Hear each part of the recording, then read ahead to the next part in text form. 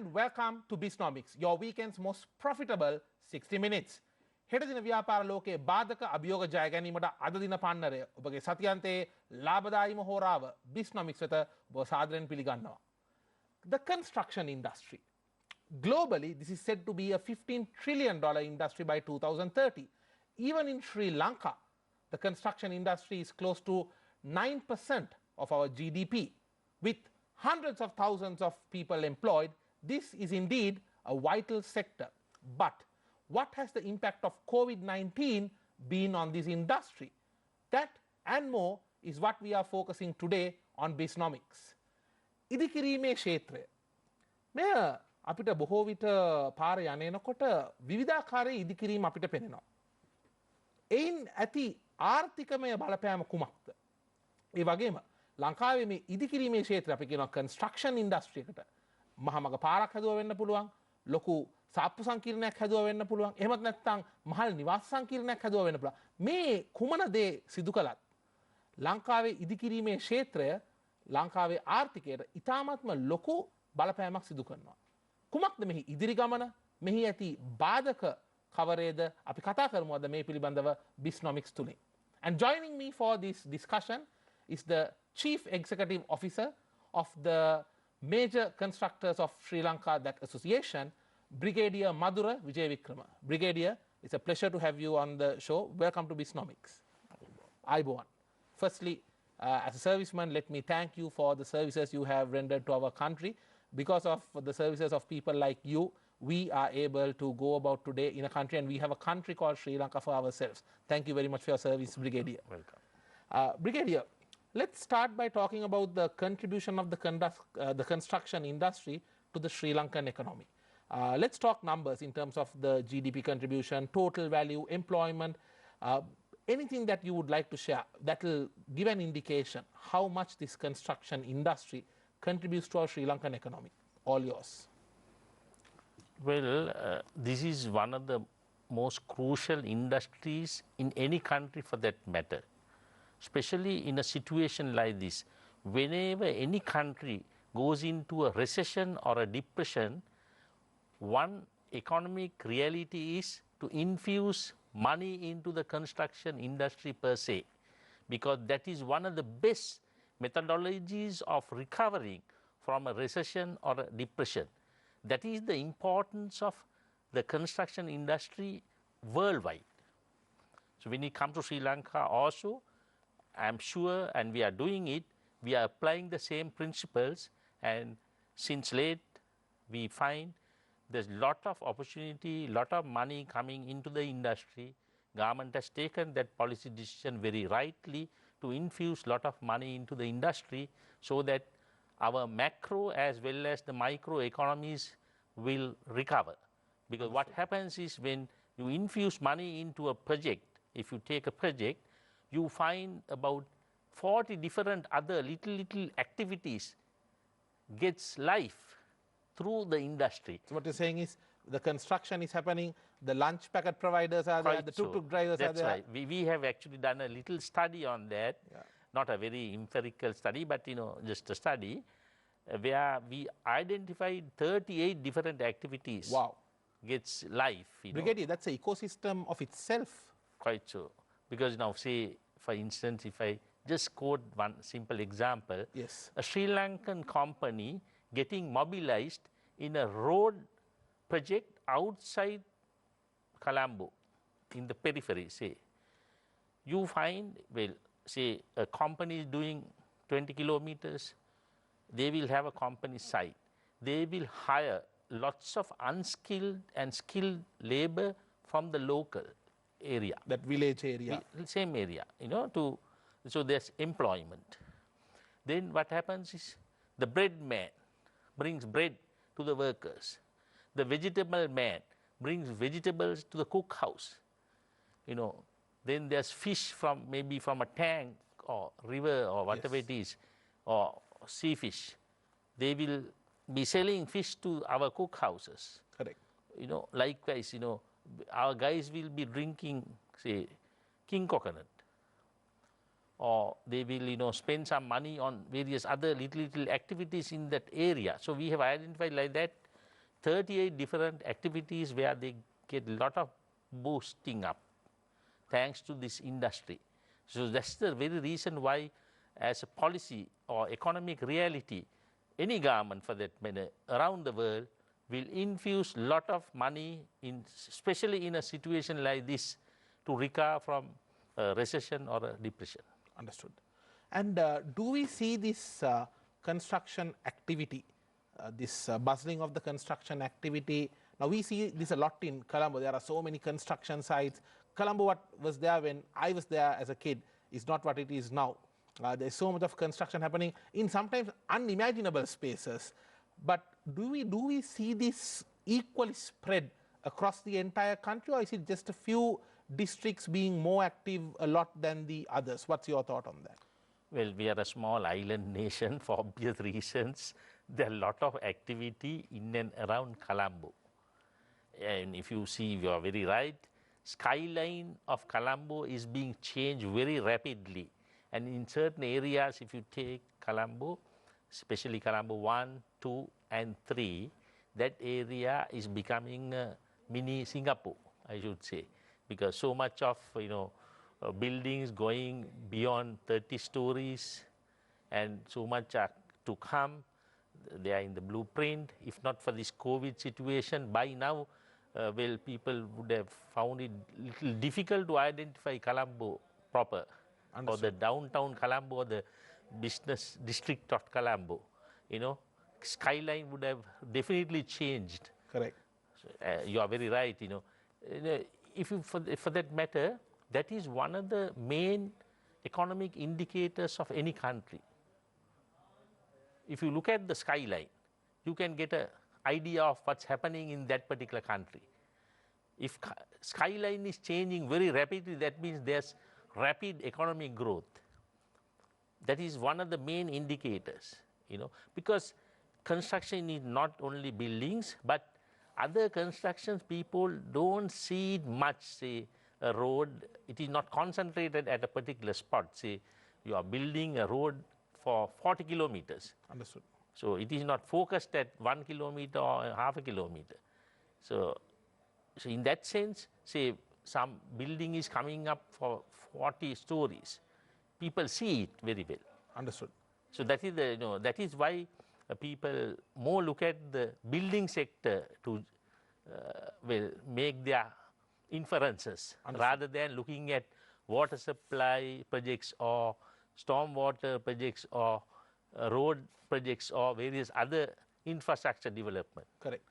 Brigadier, I would like to ask you a question based on a very interesting observation that was done by so many researchers over the last few years. Now, you obviously are in the forefront of the action of the construction industry. You see up to the construction and then the success of it beyond that. Now, you mentioned about the skyline changing. Now, a very interesting development or an observation around the world is that when all these tall top buildings come up, it's a sign of economic over-optimism and probably a bit of a downtime period to come. Now, starting with the Empire State Building in New York. 1930s it was constructed, few years later America went into a recession. Then if you look at the Petronas Twin Towers in Malaysia, few years later the Asian financial crisis, Burj Al Arab and the top buildings in the Middle East, followed by an economic crisis worldwide, which also had an impact on the Middle East as well. We see a lot of buildings coming up, a superficial sign of economic growth. But once these are constructed and completed, are they successful projects? Are people buying them? Or are the companies struggling to sell them? I know it's beyond construction, but what is your experience? Are these people who build these actually having success in selling them? Well, you would agree with me. You take the world economic scenario. It goes up, goes down, goes up, goes down. The cycle. Cycle is there. So it is the same with constructions. Ups and downs are there. Correct. So I don't know, a particular building may get caught to the downside of it, or maybe you will see the building when it is ascending. Correct. So it all depends on the time that you are looking at it. Understood. Understood. So that reality is there. We face it, And I should say here that we are very resilient. Understood. Hell or heaven, we are very resilient. We know how to recover and how to march forward, tarry not forward. That's my motto in the regiment, when I served. Please do share that with us again. It's tarry not forward. Okay, excellent. බ්‍රිගේඩිය අපි කතා කරමු දැන් මේ ක්ෂේත්‍රයේ තියෙන යම්කිසි දැවෙන ප්‍රශ්නයක් පිළිබඳව. මොකද දැන් ඇත්තටම හමුදාවේ හිටපු ඔබට මම හිතන්නේ බාධක කියන්නේ එච්චර මේ අසාමාන්‍ය දෙයක් නෙමෙයි. ඔබට එදිනෙදා තිබුණ බාධක බොහොමයක් වෙන්නේ නැති අපිට හිතා ගන්න පුළුවන් ඔබ කරපු සේවය අපේ රටට. මම ඔබෙන් අහන්න කැමතියි දැන් මේ ඉදිකිරීමේ ක්ෂේත්‍රය ගත්තහම අපිට ගොඩක් පේනවා මේ පිටරට සමාගම්. දැන් කාටද කියන්න බෑ පිටරට සමාගමක් ආයෝජනය කරනවා. හැබැයි ඒකම අපිට පේනවා ගොඩක් මේ පිටරට සේවකයන් ඇවිල්ලා ලංකාවේ ඉදිකිරීමේ මේ ගොඩනැගිලි ඉදිකිර කරනකොට නැත්නම් යම් කිසි දෙයක් ඒ මාර්ග ඉදි කරනකොට මෙන්න ඉන්නවා පිටරට සේවකයන්. මොකද්ද මේකට හේතුව? මේකෙන් වෙන්නේ අපේ රටේ ශ්‍රී ලාංකීය පුරවැසියෙකුට රැකියා අවස්ථාවක් මේ කන්ස්ට්‍රක්ෂන් ඉන්ඩස්ට්‍රි එකේ රැකියා අවස්ථාවක් ලබා ගන්න තිබුණ chance එකක් මිස් වෙන එක නෙමෙයිද? ඔව් ඇත්තටම මම ටිකක් පසුබිම ගැන කියලා දෙන්නම්. ඇයි පිටරට්ටෝ මෙහාට ආවේ ඉදිකිරීම් වලට කියලා. දැන් අපේ ගත්තොත් ඉතිහාසය අපි ජේතවනාරාමයේ හදපු ජාතියක්. ජේතවනාරාමයේ තමයි අදටත් ලෝකයේ උසම කොන්ක්‍රීට් රහිත සහිත නෙවෙයි කොන්ක්‍රීට් රහිත ගඩොලෙන් පමණක් උසටම ගිහිල්ලා තියෙන ගොඩනැගිල්ල ජේතවනාරාම. ඒකට අපි සීගිරිය හදපු ජාතිය. අපි එක එක ඇල මාර්ග හදලා තිනවා. ඔබ දන්නවා හැතැම්මට අඟලයි බෑවුම. ඉතින් ඒ වගේ අනිත් එක අපේ වාරි මාර්ග තාක්ෂණය ගත්තොත් එකල මං හිතන්නේ අපි ඊජිප්තුවට සමානයි. අනිවාර්යයෙන්ම. බ්‍රිගේඩියර් මම පොඩ්ඩක් මෙතන ඇඩ් කරන්න කැමතියි ඔබේ අවසරයත් සමග බාන්න අපේ මේ ඇල්ල ප්‍රදේශයේ තියෙන මේ 9 ආචර්ස් බ්‍රිජ් එක ඒ කාලේ හිටපු ලංකාවේ හිටපු ආක්‍රමිකයන්ට හිතා ගන්න බැරුණා මෙතනින් කොහොමද රේල් පාර දාන්නේ. අපේ ඒ ලංකාවේ ඒ ගමේ ඒ ප්‍රදේශයේ හිටපු කාර්මිකයෙක් කියලා තමයි අපි මේක මෙහෙම හදමු කියලා. ලොවක් මවිත කරපු ජාතියක් අපි මේ ඉදිකිරීම පැත්තෙන්. දැන් මොකද වෙලා තියෙන්නේ? ඔව් ඒක තමයි මම ඇත්තටම අර අතීතය ගැන නේ කියාගෙන මම ඔක කියන්න හැදුවේ මේ මම දන්නවා ඊටාම ඇත්තටම ඉංජිනේරු ශාස්ත්‍රයේ ලෝකෙම පිළිගත්ත විස්මයක් තමයි ඔය නයිනාක් බ්‍රිජ් එක.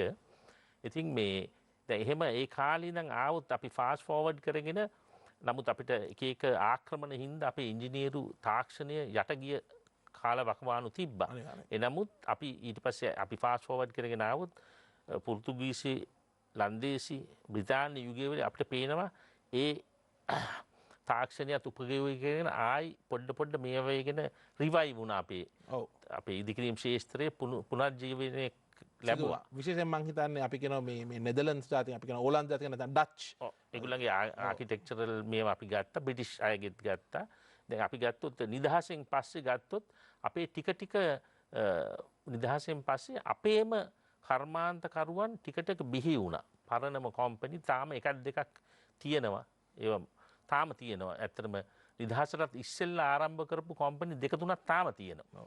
ඉතින් ඒවා තියෙනවා. ඊට පස්සේ විශේෂයෙන්ම 77න් පස්සේ සෑහෙන අලුත් කම්පැනි බිහි වෙන්න පටන් ගත්තා.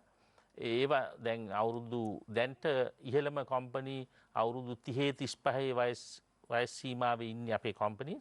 දැන් ඇත්තටම ලාංකික කර්මාන්තකරුවන් බොහොම හොඳට අපි ගත්තොත් අපි ගමුත් බිල්ඩින් අපේ ගොඩනැගිලි ශාස්ත්‍රයේ තට්ටු 50කටත් උඩින් යන්න පුළුවන් ගොඩනැගිලි හදන්න පුළුවන් ආයතන කීපයක් තියෙනවා. ඒ වගේම තමයි අපි හිතන්නේ අපේ ලංකාවේ ආයතන 2500කට වඩා තියෙනවා මේ මැනුෆැක්චරින් ෆීල්ඩ් එකේ සම්බන්ධ නේද? Not only major ones but including the smaller ones as well. අපි ගත්තොත් මුළු ශාස්ත්‍රයේම ගත්තොත් මේක මෙහෙමයි ටිකක් ඉස්සෙල්ලා මේක ටිකක් මේ රෙගියුලරයිස් වෙලා තිබ්බේ නැහැ. මොකද නීති එච්චර තද බලව තිබ්බේ නැහැ. නමුත් මෑතක ඉඳන් සීඩා ආයතනෙන් කන්ස්ට්‍රක්ෂන් ඉන්ඩස්ට්‍රි ඩෙවලොප්මන්ට් ඔතොරිටි ඒක තමයි රාජ්‍යයේ බලධාරියා සීඩා ආයතන CIDA ඒ ආයතනයෙන් දැන් ඇත්තටම සීඩා ඇක්ට් එකකුත් තියෙනවා පනතකුත් ඒවයින් දැන් ඇත්තටම නීති රීති අලුතෙන් මේ අඳුන්වලා දීලා දැන් ඇත්තටම රෙගියුලරයිස් වෙලා තියෙන සෑහෙන දුරට මේ ශාස්ත්‍රය ඒක හින්දා දැන් අර ඉස්සර ඒක මම හිතන්නේ හොඳ සාධනීය පියවරක්. ඔව් ඒ අස්සෙත් ඉතින් ඕගොල්ලොන්ට පේනවනේ හිටු ගමන් අර බිල්ඩින් කඩා වැටෙනවා. ඒ කියන්නේ වැරදි වැඩ කරනවා. නමුත් ඒක ඇවිල්ලා ශේෂ්ත්‍රීය වැරද්දක් නෙවෙයි. නමුත් පුද්ගලිකව සමහර අය කරන හොර වැඩ හින්දා. ඉතින් ඒවා වුණත් ඇත්තටම සෑහෙන්න අඩු වෙලා තියෙන්නේ. දැන් ඔය සීඩා මේකේ නමුත් තව දුරටත් මම හිතනවා සීඩා ආයතනයේ තවත් බලතල දුන්නොත් හොඳයි කියලා මේ හොර වැඩ එහෙම නැතිම කළා දාන්න. අනිවාර්යෙන්. එතකොට අපි ගත්තොත් බ්‍රිගේඩියර් මම කලින් අහුවත් වගේ දැන් එවැනි ඉතිහාසයක් තිබුණා අපි ඒ වගේ කන්ස්ට්‍රක්ෂන් ඉන්ඩස්ට්‍රි එක ඉදිකිරීමේ අපිට ක්ෂේත්‍රයක් තිබුණා ඒක අපේ සංස්කෘතියේ කොටසක් වුණා බොහොම අභිමානයෙන් අපි ඒ ගැන අදටත් කතා කරනවා හැබැයි මේ වෙනකොට මොකද්ද මේ මෙච්චර මේ විදේශ සමාගම් මේකට එන්න හේතුව මොකද්ද ඔවුන්ට අසීමිතව ප්‍රශ්නයක් නැතුව එහෙම එන්න අවස්ථාව දීපකද ඊටත් වඩා මම අහන්න කැමතියි දැන් කට හිතන්න පුළුවන් නෑ එහෙම ඉදිකිරීමේ අවශ්‍යතාවයක් අවස්ථාවක් තියෙනවා නම් කමක් නෑ පිටරට සමාගමක් ඇවිල්ලා ඒක කරාට හැබැයි ඇයි මේ ඉදිකිරීමේ ක්ෂේත්‍රයේ තියෙන ඒ අපි ගත්තොත් ඒ රැකියා අවස්ථා ඇයි අපේ ශ්‍රී ලාංකිකයන්ට ලැබෙන්නේ නැත්තේ ඇයි ඒවා මේ පිටරට එහෙම අපි එක ජාතිකල වැරද්දක් කරනවා නෙවෙයි අපිට පේනවා චීන ජාතිකයින් එතකොට කොරියානු ජාතිකයින් උන් ඇවිල්ලා කරන ඇයි මේ අවස්ථාවන් අපේ ලංකාවේ අයට යන්නේ නැත්තේ ඇත්තටම අපේ අරමුණ විය යුත්තේ ඉලක්කයේ විය යුත්තේ මේ හැම පිටරටියක්ම ලංකාවෙන් එළවලා දාන එක. ඔබ ඉතාමත්ම ස්ට්‍රෝං ස්ටේට්මන්ට් එකක් නේද? සර කියපන. ඒක තමයි ඇත්තටම අපේ ඉලක්කයේ විය යුත්තේ ඒක කිසිම දේශපාලනයක් නෑ මම මේ කියන්නේ. නමුත් මම මේ කතා කරන්නේ අපේ රට ගැන මගේ ශේෂ්ත්‍රය ගැන. අනිවාර්යයෙන්. මොකද ඒක තමයි අන්තිම මොකද අපිට බැරි කමක් නෑ. අපිට හැම දෙයක්ම කරන්න පුළුවන්. නමුත් මෙන්න මෙහෙමයි උනේ. කෙටියෙන් කිව්වොත් එහෙම ඉස්සෙල්ලාම තියෙනවා ඉන්ටර්නැෂනල් කොම්පිටිටිව් බිඩින් ජාත්‍යන්තරව ටෙන්ඩර් කැඳවීම් කරනවා. ඒ වයිදී ඒකට කියන්නේ ICBs කියලා. ඉන්ටර්නැෂනල් කොම්පිටිටිව් බිඩින් ජාත්‍යන්තරව කරන දැන් උදාහරණයක් World Bank, ADB, JICA ඒ වගේ ප්‍රොජෙක්ට්ස් වලදී ඒගොල්ලෝ ඒක විවෘත කරලා තියෙන්නේ ඕනම කෙනෙකුට ඉල්ලන්න පුළුවන්. සමහරට JICA එනවා එතකොට ජපාන් කම්පැනි එකට විතරයි කරන්න පුළුවන්. ජපාන් එහෙම අවස්ථාවක් තියෙනවා. ආධාර දෙනවා. නමුත් ඒකේ මූලික අවශ්‍යතාවයක් තමයි ජපාන් කම්පැනියක් අනිවාර්යයෙන්ම කරන්න ඕනේ වැඩි. ඉතින් එහෙම තියෙනවා එහෙම කොන්දේසි වලට අපි යටත් වෙලා කැමති වෙන ඒවා. දැන් ICBs වලදී ඇත්තටම අපිට හම්බ වුණා ලංකාවේ කර්මාන්තකරුවන්ට පොඩි තව්වක් හම්බ වුණා. මොකද 7ක අපිට වාසියක් දුන්නා. ඒ කියන්නේ අපි හිතමු පිටරටෙක් 100ට ඉල්ලනවා නම් අපි 107ට ඉල්ලුවත් අපිට දෙන්න ඕනේ ඒක. එහෙම පොඩි වාසියක් ඒ කාලේ තිබ්බ. නමුත් අර අපි දියුණු මේ තුන්වන ලෝකේ ඉඳන් ඉහළට උසස් වෙනකොට ඒ වාසිය අයින් කළා දැම්මා. මං හිතන්නේ අපි නැවතත් ඉල්ලීමක් කරන්න ඕනේ ඒ වාසිය නැවත ලබා ගන්න හේතුව දැන් අපි ආයි පොඩ්ඩක් පසුබෑමකට ලක් වෙලා තියෙන හින්දා. මේ කොවිඩ් ප්‍රශ්නත් එක්ක. ඒකයි. නැතුව එහෙම වෙන හේතුවක් හින්දා නෙවෙයි. ඔව් අනිවාර්යයෙන්ම. ඉතින් මේ ICB වලට තමයි මූලිකව පිටරට්ටෝ ආවේ. එතකොට පිටරට සමාගමක් කරනකොට උන් ඒ රටේ වර්ක් ෆෝස් එක ඒ රටෙන් ශ්‍රමය ගේනවා ලංකාවට. නෑ හැමෝම ගේන්නේ නෑ. එක කට්ටියක් විතරයි විශේෂයෙන්ම ගේන්නේ වෙන රටවල් වල කට්ටිය අර මූලික පරිපාලනීයමය තාක්ෂණිකමය කණ්ඩායම එනවා මිසක් ඒගොල්ලෝ ගේන්නේ අනිත් රටවල්. ඒ කියන්නේ උන් ලංකාවේ කට්ටියට රැකිය අවස්ථාවක් දෙනවා. දෙනවා. ඉතින් එක රටකින් පමණයි ওই ප්‍රශ්නේ ඇවිල්ලා තියෙන්නේ. ඒගොල්ලෝ නම් විල් බැරෝ එකක් ගෙනල්ලා ඒගොල්ලෝ හදනවා. ඒගොල්ලෝ අපේ පාංගෙඩියක් කන්නේත් නෑ, අපෙන් එළවලු කන්නේත් නෑ, අපේ හාල් ගන්නෙත් නෑ, අපේ මාළු කන්නේත් නෑ. ඒ වගේම තමයි අපෙන් කිසිම දෙයක් ගන්නෙ නෑ. ඉතින් ඒකින්ද මම හිතනවා ඒගොල්ලොන්ගෙන් ඇත්තටම අපිට වෙන සේවය ටිකක් හොඳ මදි. හේතුව වෙන අය වගේ නෙවෙයි. වෙන අය රටවල් වල ඇවිල්ලා ඒගොල්ලෝ ඇත්තටම අපේ බොහෝ අයට මේ රැකිරක්ෂා අවස්ථා දෙනවා. මම දන්නවා සමහර කම්පනීස් එහෙම පිටරටින් ආපු ඒගොල්ලන්ගේ චීෆ් ඉන්ජිනියර් බැලුවාම ලංකාවේ කෙනෙක්. ඒක හොඳ ප්‍රවණතාවයක්. ඒක බොහොම හොඳයි. මොකද හේතුව ඒගොල්ලෝ අපිට තාක්ෂණය දීලා තියෙනවා අලුත් තාක්ෂණය.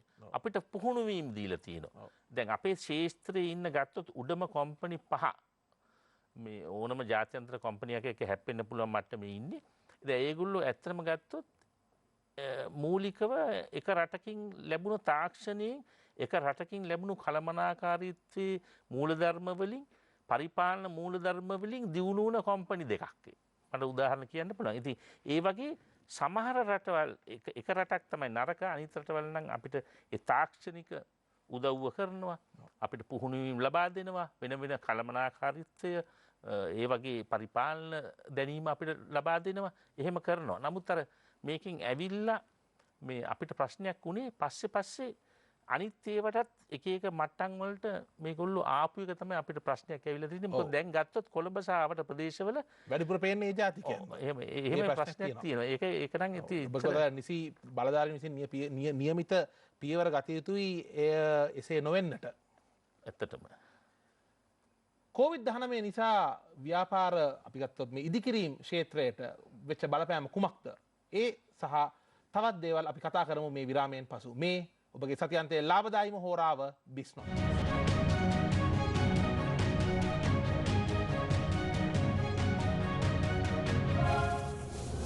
අයිබෝවන් නැවතත්. ඔබ එක්වන්නේ ශ්‍රී ලංකේ ව්‍යාපාර හා ආර්ථික ක්ෂේත්‍රයේ සතියක කාලීන සංවාදය බිස්නොමික්ස් සමගයි. අපි අද මාතෘකාව වෙලා තියෙන්නේ ලංකාවේ ඉදිකිරීම් ක්ෂේත්‍රය පිළිබඳව. කුමක්ද මෙහි ඉදිරි ගමන, මෙහි ඇති බාධක කුමක්ද? අපිට හැමතැනම ඉදිකිරීම් පෙනෙනවා. නමුත් එය නියමිත ක්‍රමයකට සිදු වෙනවද? රාජ්‍ය ප්‍රතිපත්ති කවරේද මේ සඳහා අවශ්‍ය? අපි කතා කරමු අද මේ සියල්ලක් පිළිබඳව බ්‍රිගේඩියර් මధుර විජේ වික්‍රම සමග. බ්‍රිගේඩියර්, අපි බැලුවොත් දැන් මේ ඉදිකිරීමේ ක්ෂේත්‍රයට COVID-19ට කලින්ුත් යම් ප්‍රශ්න තිබුණා. එක පැත්තකින් අර විදේශ සමාගම් ඇවිල්ලා මෙහි විදිකිරීම ඒ ව්‍යාපෘති බාරගන්න එක නියමිත ප්‍රමිතියේ ප්‍රශ්න තිබුණා. ඔබ කිව්වතගේ COVID-19 උත් යම් බලපෑම් වෙලා තියෙනවා ලෝකයේ වගේම ලංකාවෙත්. මොකද ඇතැම් විට රජයකට උනත් ඔවුන්ට අවශ්‍ය නම් ආර්ථිකමය පැත්තෙන් යම් කිසි ස්ථාවරත්වයක් ගෙනෙන්න අර ඉදිකිරීම් වලට තිබුණ සල්ලි පොඩ්ඩක් අඩු කරලා ඒකෙන් අර ජනතාවට සහන ලබා දෙන්න. මොකද කාට හරි කියන්න පුළුවන් මොන දේ කරන්නත් කාලා බීලා ඉන්න ඕන කියලා.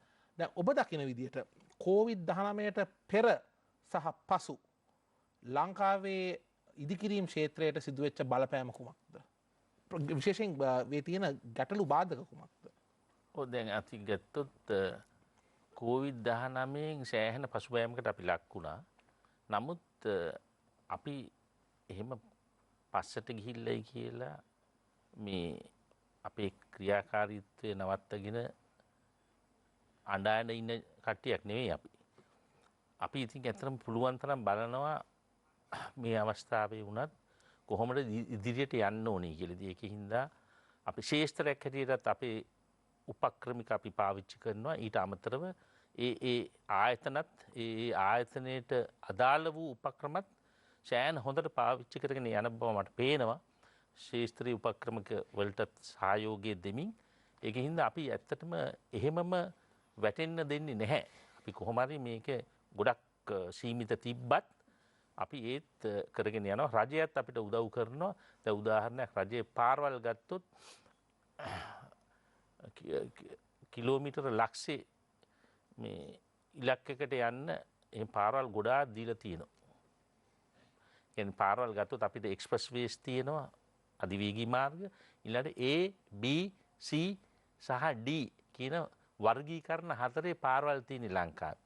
මේ හැම දෙයක්ම දියුණු කරන්න, වැඩි දියුණු කරන්න රජයේ ක්‍රියා කරගෙන යන මේවා ඔක්කොම එක්කහු කරාම තමයි මේ ලක්ෂේ ව්‍යාපෘතිය කිලෝමීටර් ලක්ෂේ.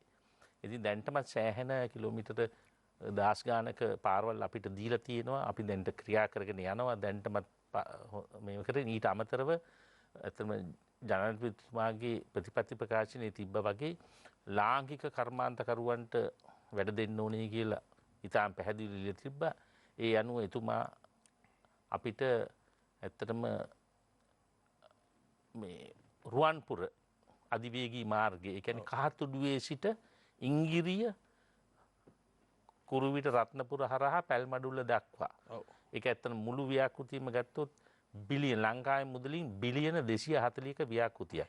දැනට අදියර එක හැටියට කහතුඩුවේ සිට ඉංගිරිය දක්වා ඇත්තටම අද තමයි ඒකේ මේ අපි සබ්මිෂන්ස් කරන දවස.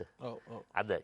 ඉතින් ඒ වගේ ඒක ඇත්තම ලංකික කර්මාන්තකරුවන්ට ඒක ලබා දුන්නා. ඒක ලොකු කරපු ලොකු ශේෂ්ත්‍රයට කරපු ලොකු උදව්වක් කියලා මට කියන්න පුළුවන්. ඒක ජනාධිපතිතුමාමයි ඒ තීරණය ගත්තේ. මොකද එක එක පිට රට්ටෝ මේක දැහැ ගන්න එක එක උපක්‍රම පාවිච්චි කර හිටියේ. නමුත් ජනාධිපතිතුමා ඒ හොඳ තීරණයක් අරගෙන ලංකාවේ අයට ඒක ඇත්තට මේ අවස්ථාව ලබා දුන්න එක කරන්නේ ඒක ලොකු උදව්වක්. මොකද ශේෂ්ත්‍රයට ඒකෙන් මං හිතන්නේ ඒකයි දැනට ඊට අමතරව මේ urban development and housing නගර දියුණු කිරීම සහ නිවාස දියුණු කිරීම ඒ අමාත්‍යංශය යටතේ UD එක තියෙන්නේ. ඒ යටතේත් අපිට දැන් විශේෂයෙන්ම මධ්‍යම පන්තියේ පවුල් අලුත් පවුල් විශේෂයෙන්ම ටාගට් කරගෙන ඉලක්ක කරගෙන අපි දැන්ටමත් පටන් ගන්න යනවා. මම හිතන්නේ දෙසැම්බර් 21 වගේ වෙනකොට පටන් ගන්න නියමිතයි. අපි දැන් ඔක්කොම මූලික මේවා මේ සම්පූර්ණ කරලා තියෙන්නේ. එතන පළවෙනි පියවරේම හැදෙනවා ගෙවල් 3000ක්. අපි ඇත්තටම ඉලක්කය වෙලා තියෙන්නේ ගෙවල් 15000ක් හදන්න. ඒ වගේ මධ්‍යම පන්තියට තැන් තියෙනවා දැනට සයිට් 10ක් විතර මේ වෙලා කොළඹ සහ තදාසන්න ප්‍රදේශවල. මම හිතන්නේ එතකොට අර විශේෂයෙන්ම අලුත් ප්‍රොෆෙෂනල්ස්ලා වෘත්තිකයෝ අලුතෙන් කසාද බැඳලා කළා. ඒගොල්ලොන්ට තියෙනවා ගෙයක්. ඒකට විශේෂ බැංකු සහන හම්බ වෙනවා. ඉතින් අර හුඟක් දියුණු ලෝකේ රටවල් වල වගේ ඒගොල්ලොන්ට බය වෙන්න දෙයක් නැහැ. සපෝට් සිස්ටම් එකක් වගේ හැදෙනවා. එතකොට ඒක ඉන්වෙස්ට්මන්ට් එකකට ගියාම ඒගොල්ලොන්ට නොදැනීම අවුරුදු 30කදී ඒගොල්ලොන්ට ගෙයක් හම්බෙලා තිනවා. කුලියට ඉන්න ඕනේ නැහැ, ඇනෙක්ස් වල ඉන්න ඕනේ නැහැ ඉදිරියට. ඒක ලොකු වක්කමකුත් වෙනවා ඒක. අනිවාර්යයෙන්ම ඒක ලොකු ප්‍රතිපත්තිමය වෙනසක්. ඒක සෑහෙන හොඳයි. බ්‍රිගේඩියර් මම මෙහෙම අහන්නම්. දැන් බොහෝ විට මේ ඉදිකිරීම් ක්ෂේත්‍රයේම නියැලී සිටින ඒ පුද්ගලයන්ගෙන් ඒ සමාගම් වලින් අපිට නිතර නිරන්තරයෙන් ඇසෙන මැසිවිල්ලක් තමයි ඒ රජයේ ව්‍යාපෘති තිබුණට ඒව කරලා ඊට පස්සේ අර සල්ලි ගන්න ගියාම ඒක ටිකක් අපහසුතාවයකට පත් වෙනවා. ඇතැම් විට ඒ ව්‍යාපෘතිය පටන්ගෙන තියෙන්නේ කලින් රජයකින් නම් මේක මේ එක රජයකට කරන ඇඟිලි දික් කිරීමක් නෙවෙයි. රජයක් මාරු වෙන ඕනම අවස්ථාවක උන් කියන්නේ අපි කලින් රජයේ ව්‍යාපෘතිය පටන්ගෙන ඒක මෙම නව රජයක් යටතේ අපි ඉවර කරාම ඒකේ සල්ලි ගන්න ගියාම එක එක කතා කියනවා නෑ අපිට ඇලොකේට් කරලා තියෙන්නේ මෙච්චරයි. එතකොට ඕකෙන් කොහොමද අපි ගිහිල්ලා ඕකට ගෙවුවාම අපිට මොකද කරන්න වෙන්නේ? මේ මොන වගේ අපහසුකම්ද ඒ රාජ්‍ය ව්‍යාපෘති කරන ඉදිකරුවන්ට මුහුණ දෙන්න වෙන්නේ? මම දන්නවා මේක ඉතාමත්ම සංකීර්ණ ප්‍රශ්නයක්. හැබැයි ඔබ දකින විදිහට මොන වගේ ගැටලුද උන්ට මුහුණ දෙන්න වෙන්නේ? දැන් මෙහෙමනේ අපි ගත්තොත් රජය තමයි අපේ පළවෙනි බලධාරිය. අපි රජයටනේ වැඩ කරන්නේ. අපි පාරවල් හදන්නේ නැහැනේ පෞද්ගලික පාරවල්. අපි හදන්නේ රජයට.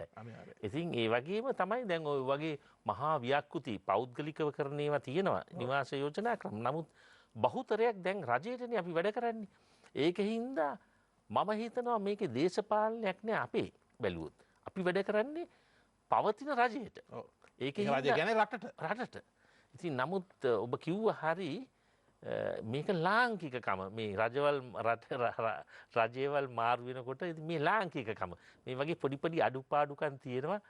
අර රජයෙන් කරපුවා මේ රජයෙන් ටිකක් ප්‍රමාද කරනවා නොගෙවම ඉන්නේ පස්සේ ගෙවනවා. ඉතින් එහෙම ඒවට මුහුණ දීලා තියෙනවා. පොඩ්ඩක් අපි කියන පොඩ්ඩක් රස්සියාදු වෙනවා ගන්න ගියා. ඔව් ඉතින් අපි කරුණු කාරණා පැහැදිලි කරාම ඉතින් ඇත්තටම අපිට ගෙවන්න එපයි. මොකද අපි දේශපාලන දෙයක් නෙවෙයි එතන අපි කරන්නේ මොන රජයේ වුණත් අපිට වගකීමක් බාර දුන්නොත් අපි ඒක නොපිරීලා ඉටු කරන්න බැඳිලා ඉන්නවා. ඉතින් අපි මේ වැඩේ කරනවා. ඉතින් ඒවයි තියෙනවා පොඩි අඩුපාඩුකම් නැත්තේ නෙවෙයි. නමුත් මම කියන්නේ එහෙම සම්පූර්ණයෙන්ම නවතින්නේ නැහැ ගෙවීම. ඒක පොඩි ප්‍රමාද වීම වුණාට පස්සේ ගෙවනවා. එහෙම සම්පූර්ණයෙන්ම එහෙම නැවතිලා නැහැ. ඒක සුභාරංචියක් අනිවාර්යයෙන්ම. බ්‍රිගේඩියර් මම මෙහෙම අහන්නම් දැන් අපේ ඉදිකිරීම් ක්ෂේත්‍රයට ඒහා අනුබද්ධිත තව ක්ෂේත්‍ර තියෙනවානේ. අපි ගත්තොත් සිමෙන්ති. එතකොට අපි කියන ස්ටීල්, වානේ, ඒ වගේ එතකොට වැලි. දැන් අපිට මේවත් ඔක්කොම මේහා එකට අත්වැල් බැඳගත් ක්ෂේත්‍රයන්නේ.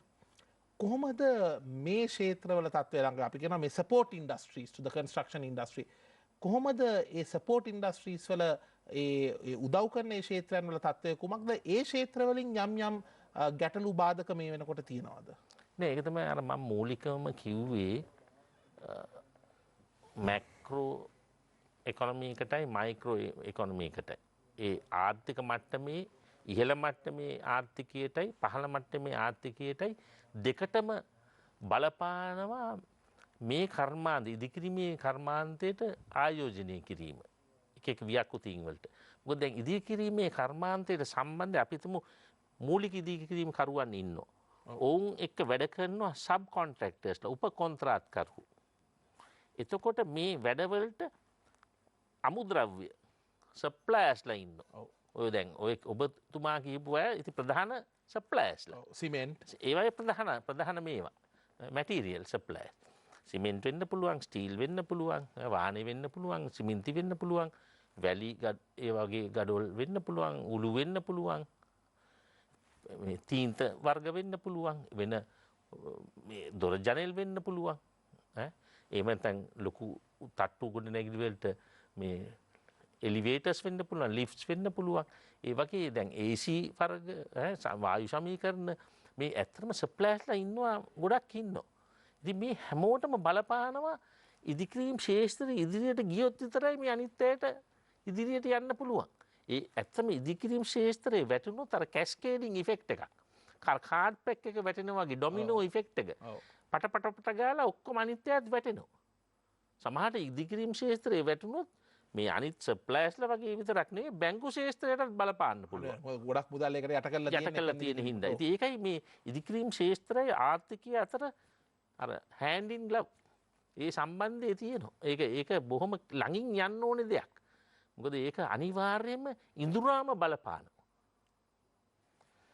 එතකොට දැන් අපි ගත්තොත් මේ සිමෙන්ති ක්ෂේත්‍රය අපිට එම ඒ වගේ එතකොට වැලි සැපීමේ ක්ෂේත්‍රය, වාහනේ සැපීමේ ක්ෂේත්‍රය, මම අහන්නේ ඒ ක්ෂේත්‍රවලින් අපේ ඉදිකිරීම් ක්ෂේත්‍රයට ලැබෙන ඒ සපෝට් එක අපිට පිළිගත හැකි මට්ටමක තියනවද? තව එහි මොන හරි දියුණු කිරීම සිදු කරන්න තියනවද? ඔබ හිතන විදිහට මොකද?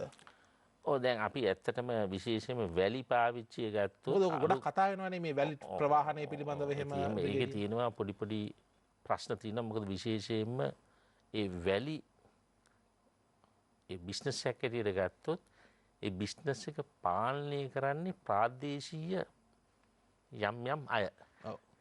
ඉතින් එතන ටිකක් ප්‍රශ්නයක් තියෙනවා. මං හිතන්නේ මේ රජයේ සෑහෙන දුරට මේ පියවරවල් අරන් තිනවා මේකත් රෙගියුලරයිස් කරන්න.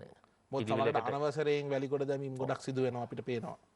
ඔව් මට පේනවා සමහර විට වැරදි දත්ත අරවම ඉදිරිපත් කළා අනවශ්‍ය පර්මිට් ගන්නත් පුළුවන්. ඉතින් ඒක හින්දා එහෙම නැතුව මේ අපි නම් ඇත්තටම අපි හරි පරිස්සම් විශේෂයෙන්ම අපි වැඩ කරනකොට අපි මේ විදිහට හරි දේ තමයි කරන්නේ. මොකද අපි කාටත් අපේ නම පාවිච්චි කරලා වැරදි වැඩ කරන්න අපි දෙන්නේ නැහැ, ඉඩ දෙන්නේ නැහැ. ඔව්.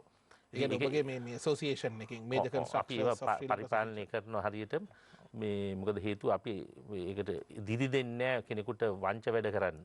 නමුත් අර මං කිව්වා වගේ ප්‍රාදේශීය යම් පුද්ගලයෝ හින්දා ඒත් එහෙම නැතුව මේ ප්‍රතිපත්තියක් හැටියට නෙමෙයි අර පුද්ගලයෝන්ගේ ක්‍රියාකලාප හින්දා ප්‍රශ්න නැතුවා නොවේ. Understood. Brigadier, let's talk about the skill building, because sometimes someone might actually argue on the fact of foreign labor being here and say, well, look, we can't find the required labor from Sri Lanka, that's why we are bringing from outside. Now, if we have a competent industry workforce that is built, I'm not saying that let the industry be there so that anybody will go and work there. In my view, it should not be the industry that people go to because they can't find a job anywhere or because they haven't finished schooling. How do we build capacity and a good workforce in this industry, and more importantly make it an industry where people work with pride, not because it's the last resort? Your thoughts? Yeah, well, I will try to answer this question in a different way. If I'm permitted, I will start from, say, our guys going to South Korea. Now, our guys go through even a language course over and above their skills to go to South Korea. They go there. Yeah. They work a good 16 hours a day. And they become very skilled people. Now, South Korea as a nation really admire Sri Lankan workforce who are working there. In the construction industry? Yes. This is news to me. Yes. So you can, check with statistics. We have super artificers working in South Korea. But that is, our problem of national psyche. We do not work here. But when we go out of Sri Lanka, We'll do anything. we do work a lot. It applies to even professionals. I'm not talking just, Construction lower workers. level skilled people or unskilled people. It applies even to professionals. I reiterate that with authority. I'm telling you, I know it. Brigadier ඔබ කියන්නේ දැන් අර මෙහි පොලිමේ ඉන්න බෑ කියලා complain කරන කට්ටිය පිටට ගියාම යසාගේට පොලිමේ ඉන්නා වගේ කතාවක් නේද ඒක? ඒ වගේම තමයි අර පාරත් හරියට පයින්නවනේ. ඔව්. දැන් මට දැන් මගේ හිතවතෙක් ඔස්ට්‍රේලියාවේදී කිව්වා මෙහෙමයි මේ හරි පරිස්සමෙන් පාර පයින්නේ කින්ද බන්ද හරි තැනින් පයින්න ඕනේ මෙහෙ දඬුවම් කරනවා අර මේ මට ලොකු මං 2015 මේ ලෝක කුසලානි බලන්න ගියාම මට ලොකු නිකන් එයා ඇත්තටම මට හොඳට කිව්වේ මෙහෙම බලාගෙන එහෙමෙන් පයින්න එපා මේක දිහා බහනකයි කියලාත් වාහන එනවා හයියෙන් එනවා කියලා ඔක්කොම කිව්වා. මගේ යාළුවා මං ටික කාලයකට පස්සේ අහඹුවෙන් දැක්කා මං දැනගෙන හිටියේ ලංකාවට ඇවිල්ලා කියලා නිවාඩුවකට මේ අපේ ඩුප්ලිකේෂන් පාරේ මිනිහා පයින්නවා පෙරදි තැනින් පයින්නවා. ඔව් ඔව්. මං ඉතින් වාහනේ නවත්තලා මං කතා කරා. කතා කරලා කිව්වා මොකද මේ ඔබතුමා දැන් හරේදී ඔස්ට්‍රේලියාවේ හොඳට හයියෙන් පනිනවා. ඔව්. ඔව් දැන් මෙහෙ මොකද මේ මේ විනයක් නැතුව එහෙම මෙහෙම පනින්නේ කියලා. ඒ පාරේ දැන් කිව්වා ඒක තමයි ලාංකිකකම. මේ තරු හතේ ප්‍රජාතන්ත්‍රවාදයක් තියෙන රටක්. මං ඉතින් මගේ රටට මගේ නිදහස භුක්ති විඳිනවා. ඒ නිදහසේ වැරදි පොට අල්ලගෙන තියෙන පාට පේන්නේ බ්‍රිගේඩියර් අපි ගොඩක් දෙනා නේද? ඉතින් දැන් මේක අපිට පේන ඔබ කොටගේ දැන් ඔවුන්ව හරියට ස්කිල් එක බිල්ඩ් කරලා ගන්න නම් බ්‍රිගේඩියර් මොන වගේ දැන් මෙහි අවශ්‍ය කරන පාඨමාලාවල් ඒ අධ්‍යාපනය ලබා ගැනීමේ අවස්ථාවන් තියෙනවද ලංකාවේ ඕන කෙනෙකුට මේ කන්ස්ට්‍රක්ෂන් ඉන්ඩස්ට්‍රි එකට? ඔව් මම දැන් ආයි පොඩ්ඩක් හොඳ උදාහරණයක් කියන්නම්. ඔබ ගියොත් ඔස්ට්‍රේලියාවට විශේෂයෙන් මෙල්බර්න් වල ඩැන්ඩිනොන් වල වැඩියෙන්ම ඉන්නේ ජර්මන් ටෙක් එකෙන් ගිය අය. මේ කන්ස්ට්‍රක්ෂන් ෆීල්ඩ් එකේ හැම ඕන ෆීල්ඩ් තාක්ෂණ. දැන් ඇත්තටම අපි හිතමු හෙට ඒ ඔක්කොම කට්ටිය ආපහු එනමයි කියලා ඔස්ට්‍රේලියාව දාලා ඔස්ට්‍රේලියාව කඩම් වැටෙනවා. මම කියන්නේ මෙල්බර්න් වල විතරක් නෙවෙයි දැන් ඒගොල්ලෝ ව්‍යාප්ත වෙලා මූලිකව ඒගොල්ලන්ගේ හබ් එක ඇවිල්ලා මෙල්බර්න් ඩැන්ඩිනොන්. ඔව් ඔව්. නමුත් ඒගොල්ලෝ ඉන්න හැමතැනම ඉන්නවා දැන් සිඩ්නි වල හරිය මේ ගිහිල්ලා ඒගොල්ලෝ ව්‍යාප්තල ඉන්නවා ඒ කට්ටිය. මම මේ කියන්නේ සරල උදාහරණයක්. ඒ ජර්මන් ටෙක් එකෙන් රත්මලානේ බිහි වුණ අපේ කාර්මිකයෝ. ඔව්. ඊටාම හොඳට ඕස්ට්‍රේලියාවේ ගිහිලා ඊටාම දක්ෂ ලෙස ඒ ඕස්ට්‍රේලියන් කට්ටියටත් වඩා ඒගොල්ලෝ දන්නවා ඒක. දක්ෂ ලෙස හැම වෘත්තියෙම හුඟා ඉංජිනේරු වෘත්තිවල ඉංජිනේරු මේ අපේ ඉදිකිරීම් ශාස්ත්‍රයේ පමණක් නෙමෙයි මෝටර් කාර්මික වෙන්න පුළුවන්. ඒ වගේ ගොඩාක් ශාස්ත්‍රවල ඉතාම දක්ෂ ලෙස ඒගොල්ලෝ වැඩ කරගෙන යනවා. ඒකින්ද අපේ එහෙම මං හිතන්නේ එහෙම හැකියාවේ අඩුපාඩුවක් තියෙනවා කියලා. ඔව්. අපේ දැන් ඇත්තටම නයිටා VTA සීඩා ඒ වගේ මේ ඇත්තටම රාජ්‍යයේ තියෙනවා ආයතන කිහිපයක්ම තියෙනවා මේ පුහුණු වීම සම්බන්ධව. ඒගොල්ලෝ ඇත්තටම උපරිම උත්සාහයක් දරනවා පුහුණු වීම කරගෙන යන්න. නමුත් මේකේ තියෙන ප්‍රශ්නයක් මේ ශාස්ත්‍රයට එන තරුණව බොහොම ආවමයි. හේතුව දැන් අපේ ගත්තොත් ලාංකික සයිකේක මේ වෙලාවේ ගත්තොත් ඉස්කෝලෙන් එළියට ඇවිල්ලා අම්මට තාත්තට එහෙම බැරි නම් ආච්චිට සීයට හරි බලපෑම් කළා ඔටෝ රික්ෂෝ එකක් කරන් ඒක පැදලා ඔය ගම වටේ කැරක් කරකී ඉන්න කැමති. නමුත් මහන්සියලා වැඩක් කරගෙන මේ අපි හිතමු ක්‍රේන් ඔපරේටර් කෙනෙක් වෙන්න ටවර් ක්‍රේන් ඔපරේටර් කෙනෙක් වෙන්න එහෙම නැත්නම් බුල්ඩෝසරයක් එලවන්න ඇත්තට වැඩි ආදායමක් ගන්න පුළුවන්. නමුත් එහෙම මයින්ඩ්සෙට් එක ඒක තමයි. ඒක මං හිතනවා ශාස්ත්‍රයේ තියෙන අඩුපාඩු නැත්තේ නැහැ. නමුත් මේ ශාස්ත්‍රයේ හුඟක් වැඩ කරනකොට ඊටාම අපහසුයිනේ. දැන් විශේෂයෙන් ගත්තොත් පාරක් හදනවා කියලා ගමුකෝ. අවුවේ ඉන්න ඕනේ බිල්ඩිමක් ගත්තොත් දූවිලි වදිනවා. ඉතින් එහෙම ලේසි නෑ. මේක මේ කුෂී ජොබ් එකක් නෙවෙයි. පහසුවෙන් කරන්න පුළුවන් වැඩක් නෙවෙයි. මේක අර ඇත්තටම මේ ගල් ටික අයට පමණක් කරන්න පුළුවන් එකක්. කොහොමද අපි මේ ක්ෂේත්‍රයට තවත් තරුණ පිරිස ගෙන්න ගන්නේ? ඒ සඳහා අවශ්‍ය රාජ්‍ය ප්‍රතිපත්ති කුමක්ද? මෙහි ඉදිරි ගමන තව ශක්තිමත් කරන්නේ කොහොමද? මේ ගැන අපි කතා කරමු මේ විරාමයෙන් පසු මේ Bisnomics.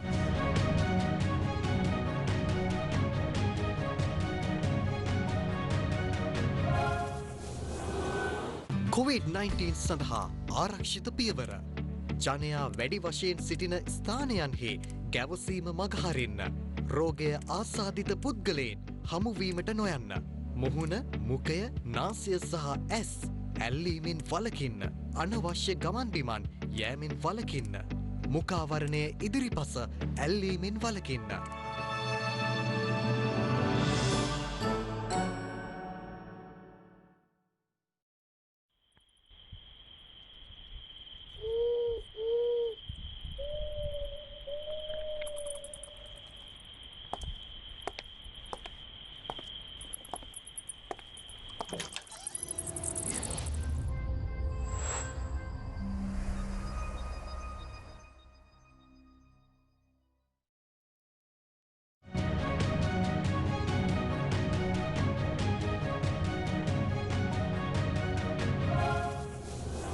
අයිබෝවන් නැවතත් ඔබෙක් වන්නේ ඔබගේ ශ්‍රී ලාංකීය ව්‍යාපාර හා ආර්ථික ක්ෂේත්‍රයේ සතියක කාලීන සංවාදය බිස්නොමික් සමගයි.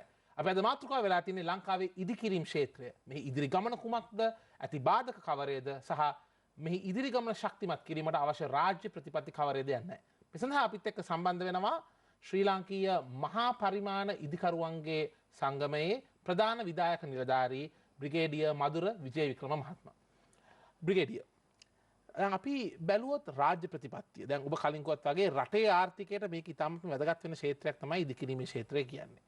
දැන් එම නිසාම හරි රාජ්‍ය ප්‍රතිපත්තියක් අවශ්‍ය වෙනවා මෙම ක්ෂේත්‍රය ඉදිරියට ගෙනියන්න. දැන් ඔබ කලින් කිව්වා ලංකාවේ ඉදිකිරීම් කරන කට්ටියට ඒ ව්‍යාපාර වලට දැන් අවස්ථාව ලබා දෙනවා. ඒ වගේ බොහෝ වාසිදායක සහ සුභාරංචකයක ඔබ අපිත් එක්ක පැවසුවා. මම ඔබෙන් අහන්න කැමතියි.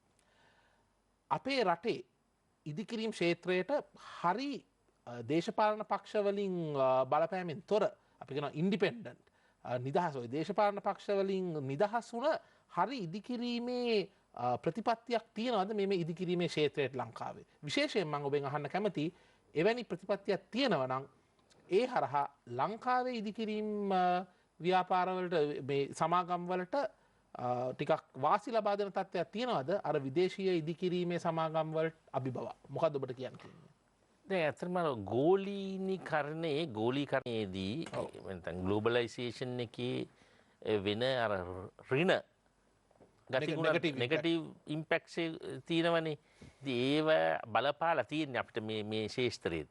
එහෙම නැතුව වෙන මුකුත් නෙමෙයි මම හිතන්නේ.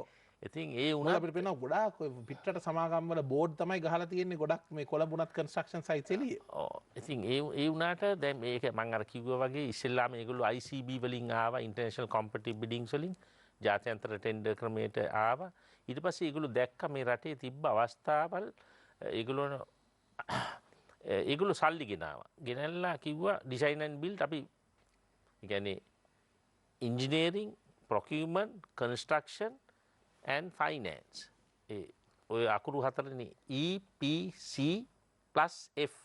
ඔය හතරම ඒගොල්ලෝ දැම්මා. දාලා ඒගොල්ලන්ගේ කොන්දේසි මත මේවා කරගෙන යනවා. නමුත් අපිට ඇත්තටම අපිට පේනවා දියුණුවක් පේනවා මේ අරම මේවා හැදෙනවා. නමුත් අපි ඇතුළාන්තයේ බැලුවොත් රටෙන් සල්ලි එළියට යනවා. මොකද බ්‍රිගේඩියර් මම මෙහෙම දෙයක් අහන්න කැමතියි. අපි ආර්ථික විද්‍යාවට ඉගෙන ගන්නවා බේසික් ඉකොනොමික් රිසෝස් land. අපේ රටේ තිබුණ ඉකොනොමික් රිසෝස් එකක් අපි දීලා හැබැයි ඒ හරහා අනිත් පැත්තට අපි පිටරටවල් වලට වැඩිපුර සල්ලි ප්‍රමාණයක් ගෙවලා. ඒක ඇත්තම ඒක තමයි ඇත්තම කතන්දරේ. මොකද විශේෂයෙන්ම මේ අපේ අවට තියෙන රටවල් ගත්තත් වෙන අප්‍රිකාවේ වේවා ආසියාවේ වේවා අපිට යුරෝපයේ සහ ඇමරිකාවට රින්ගන්න බැරි වෙලා තියෙන ඉදිකිරීම් වලින් අපේ ඇත්තටම ඉදිකිරීම් ක්ෂේත්‍රයේ ලංකාවේ විතරක් නෙවෙයි ලාංකික කර්මාන්තකරුවන් ලංකාවෙන් පිට රටවල් 20ක විතර කොවිඩ් එකට ඉස්සෙල්ලා වැඩ කරා. ඇත්තටම. ඉතින් ඒකින්ද උදාහරණයක් මගේ අන්තිම ඊතර යෑමත් මං ගියේ භූතානෙට ගියේ. මේ ප්‍රශ්න වලට ඉස්සෙල්ලා ඒත් ඉදිකිරීම අවස්ථාවක් අපිට භූතානයේ තිබ්බා. අපි ඇත්තටම ඒක සෑහෙන දුරට දියුණු කරා. දියුණු කරාට අපේ අසල්වැසි ලොකු අයියා ඒකට ඉරිසියාවක් දාලා අපේ වැඩේ නැවැත්තුවා. කබාසීන කිරීමක් වුණා. ඒකයි උනේ නැතු එහෙම නැතුව ඒ ඇත්තටම භූතාන්නේ කට්ටියත් මම ඇමතිවරු 3 දෙනෙක් එක්ක කතා කරා. ඒගොල්ලොත් බොහොම කැමැත්තෙන් හිටියා අපි විශේෂම අර බෞද්ධ සම්බන්ධෙත් තියෙනවනේ. ඒකින්ද ඒගොල්ලෝ බොහොම කැමැති වුණා අපි ඇවිල්ලා මේ වැඩේ කරනවට. මොකද ඒගොල්ලන්ගේ මූලිකව තියෙන ප්‍රශ්නයක් තිම්පු අගනුවර තියෙන එක වැලි එකක කිලෝමීටර් 60ක් ඈත වැලි එකක තමයි ඒගොල්ලන්ගේ ඉන්ටර්නැෂනල් එයාපෝට් එක තියෙන්නේ. තිම්පු එයාපෝට් එක තියෙන කිලෝමීටර් 60ක් ඇතුළත. ඉතින් මේ වංගු තියෙනවා මේ කිලෝමීටර් 60. නමුත් බිංගයක් ගැහුවොත් කිලෝමීටර 20කින් විතර අගනුවරට එන්න පුළුවන් එයාපෝට් එකකින් ඉඳන්. ඉතින් අපිට තාක්ෂණේ නැහැ. නමුත් මම තාක්ෂණයේ තියෙන රටක් එක්ක කතාත් කරා. මොකද අපි දැන් ඇත්තටම අපි මේ ජාත්‍යන්තර එක සංවිධානවල ඉන්නවා. අපේ සමාජිකත්වයේ තියෙනවා. ඉතින් අපි රටක් එක්ක කතා කරා. ඒගොල්ලෝ කැමති වුණා භූතානයට එහෙම මේව ගන්න. ඒගොල්ලෝ කැමති වුණා. ඒගොල්ලෝ තාක්ෂණයයි මුදලුයි දෙන්නම්. නමුත් ඒගොල්ලන්ට මේ වැඩ කරගෙන යන්න අවශ්‍ය ෆෝස් එක ස්කිල් ෆෝස් එක දෙන්න අමාරුයි. ඒක ලංකාවෙන් දෙන්නේ කියලා. මොකද භූතානෙත් අඩුයි. එහෙම ස්කිල්ඩ් අය. ඒක අපේ රටේ ශ්‍රමිකයන්ට හොඳ අවස්ථාවක්. ඉතින් ඇත්තටම එහෙම සෑහෙන දුරට දියුණු වුණායින් පස්සේ තමයි අර මං කිව්ව වැඩේ උනේ. ඉතින් ඒ වගේම තමයි මං ඒ ව්‍යාපෘතියේ අසල්වැසි රටට ගියා. ඔව්. ඉතින් ඒක ඊට පස්සේ මං ඊට ඉස්සෙල්ලා ගියා. ඇත්තටම තවත් මේ හිතන්නේ නැති රටවල් වලටත් අපි ගිහිල්ලා බලලා තියෙන අවස්ථා. මං ගියා අඩිස් අබාබා වලට ඉතෝපියාවේ. සෑහෙන දුරට දියුණු වෙගෙන යනවා. ඉතාමත් ශීඝ්‍රයෙන් දියුණු වෙන රටක් සහ නගරයක්. ඒගොල්ලෝ ඉතාම කැමති වුණා අපේත් එක්ක වැඩ කරන්න. නමුත් අපේ අවාසනාවකට එහි අර කුමන්ත්‍රණයක් වෙලා හමුදාපතිවත් වෙඩි තියලා මැරුවා. ඉතින් එහෙම ලොකු ප්‍රශ්නයක් ඇති වුණා. ඒකෙන් අපේ සම්පූර්ණ සැලැස්ම පස්සට ගියා. ඒකත් නමුත් අපිත් එක්ක වැඩ කරන්න ඉතාම කැමැත්තෙන් හිටියේ. බ්‍රිගේඩියර් මහත්මයා මට හිතෙන විදියට දැන් ඔබ කියන දේ මට තේරෙන විදියට ලංකාවේ ඉදිකිරීමේ ක්ෂේත්‍රයට අන්තර්ජාතිකව යම්කිසි පිළිගැනීමක් තියෙනවා. මම හරිද එහෙම කිව්වොත්? ඔව් ඇත්තටම අපි ගත්තොත් මම හොඳ උදාහරණයක් දෙන්නම්. මැද පෙරදිග. දැන් අපේ ඉංජිනේරුවරු, අපේ ක්වොන්ටිටි සර්වේයර්ස්ලා ඇත්තටම මැද පෙරදිග මුළු ක්ෂේත්‍රයම පාලනය කරන්නේ අපේ අය. මැද පෙරදිග උදාහරණ 2009 මං කිව්වොත් මට එහෙන් ආරාධනයක් ඇවිල්ලා මං ගියා සංචාරයකට. එතකොට බර්ජ් ඩුබායි බර්ජ් ඛලිෆා හදාගෙන යනවා. මම ඇත්තටම 160 වෙනි තට්ටුවට වෙනකන් ගිය කෙනෙක්. 160 දැන් අද මුදල් ගෙවලා ගියත් මම හිතන්නේ 140ට විතරයි යන්න පුළුවන්. මම 160ටම ගියා. එතනින් එහාට තිබ්බේ කන්ස්ට්‍රක්ෂන් බකට් එක තිබ්බේ 168 වෙනකන්. ඇත්තටම එතන හිටපු ඉන්දියානු මේ ආරක්ෂක නිලධාරියා මට පොඩ්ඩක් හින්දි පුළුවන්. මම එයාට හින්දියෙන් කතා කරපු ඉන්දියා සන්තෝෂෙලා එයා එපාර මට කිව්වා මම කැමති නම් කන්ස්ට්‍රක්ෂන් බකට් එකෙන් යන්නේ කියලා 68ටම.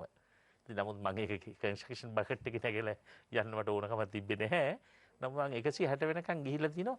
ඉතින් ඇත්තටම ඒ මගේ සංචාරය ඔක්කොම මේ උදව් කරේ මට අපේ ලංකාවේ වැඩ කරන ඉංජිනේරුවරුයි ලංකාවේ වැඩ කරන ක්වොන්ටිටි සර්වේයර්ස්ලායි ඇත්තට මාව එක්කන් ගිය සේෆ්ටි ඔෆිසර් ලංකාවේ එක්කෙනෙක්. ඉතින් ඒ වගේ ඇත්තටම ඒ මැද පෙරදිගම ගත්තොත් මුළු ශේෂ්ත්‍රෙම සෑහෙන බලපෑමක් ඇති කරේ අපේ ඉංජිනේරුවෝ අපේ ක්වොන්ටිටි සර්වේයර්ස්ලා විශේෂයෙන්ම.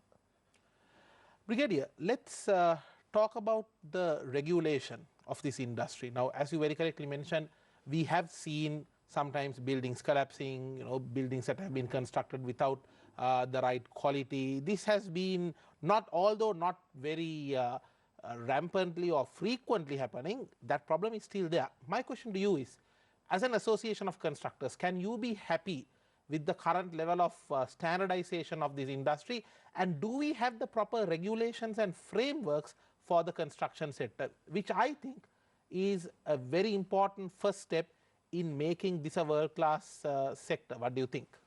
Yes, actually Construction Industry Development Authority, by virtue of the act, the legislation came very recently, they have powers. But unfortunately, they haven't, CEDA, Construction Industry Development Authority. But unfortunately, although they have the teeth, they have no staff to exercise certain powers given to them. Understood. In the sense, say they don't have the capability of visiting sites and checking various things. Whether even say outsiders, whether they are having proper visas and things like that. Because we know that a lot of outsiders are working here without visa. Correct.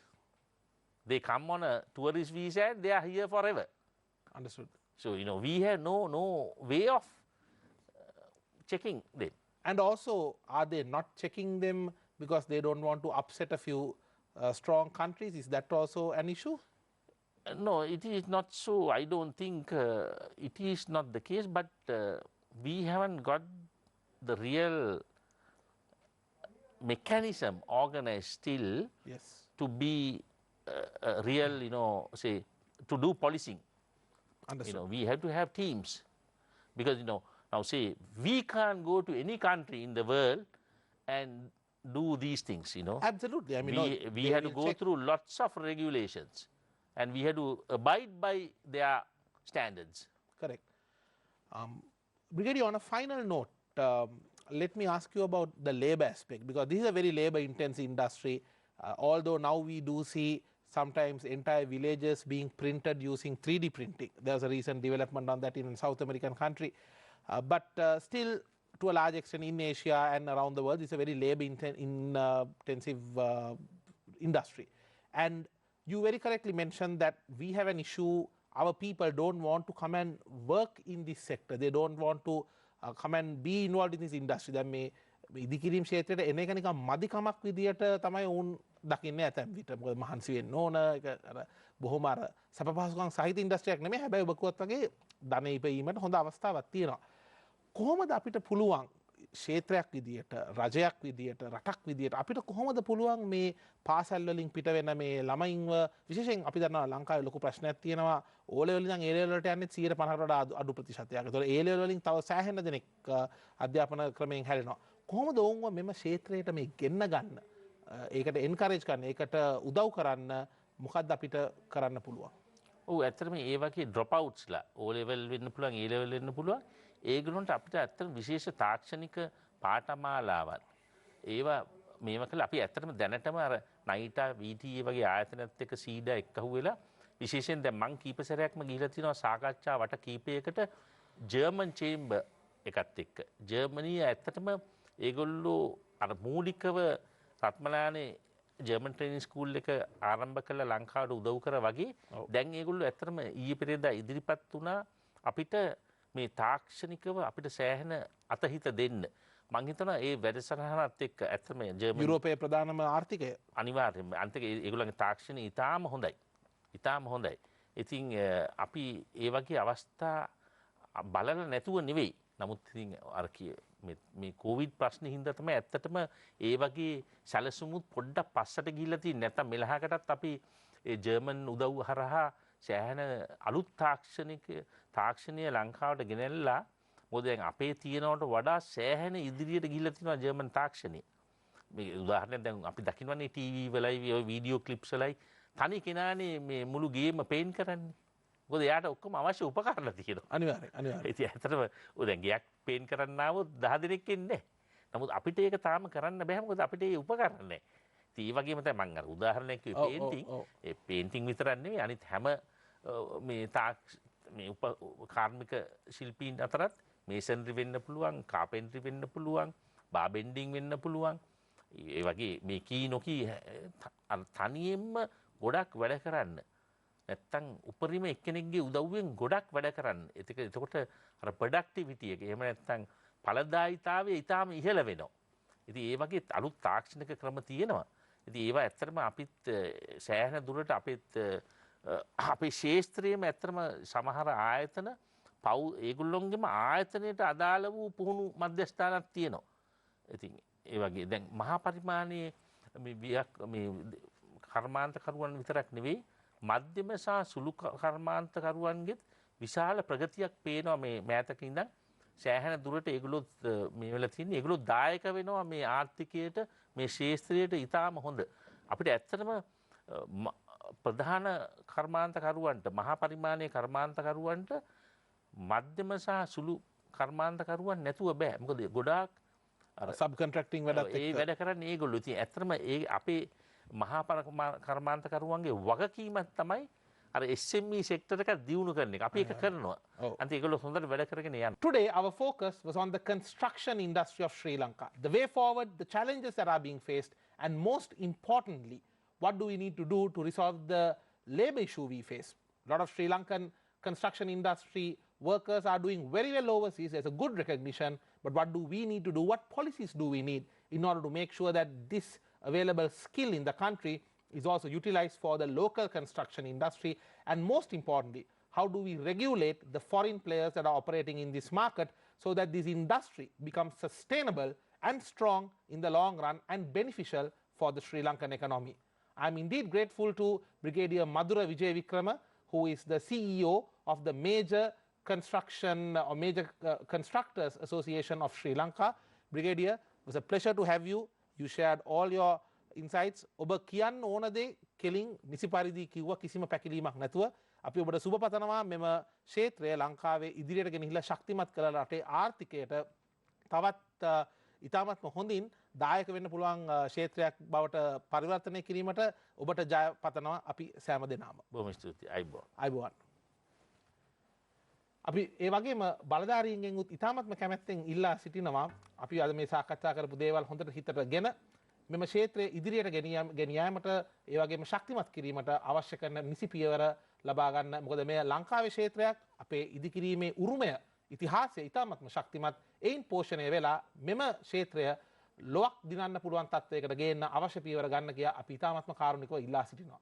ඒ සමගින් ඔබගේ ශ්‍රී ලාංකීය ව්‍යාපාර හා ආර්ථික ක්ෂේත්‍රයේ සතියක කාලීන සංවාදය බිස්නොමික්ස් තුලින් අද සමුගන්නවා. හමු වෙමු නැවතත් මෙවැනිම වැඩසටහනක.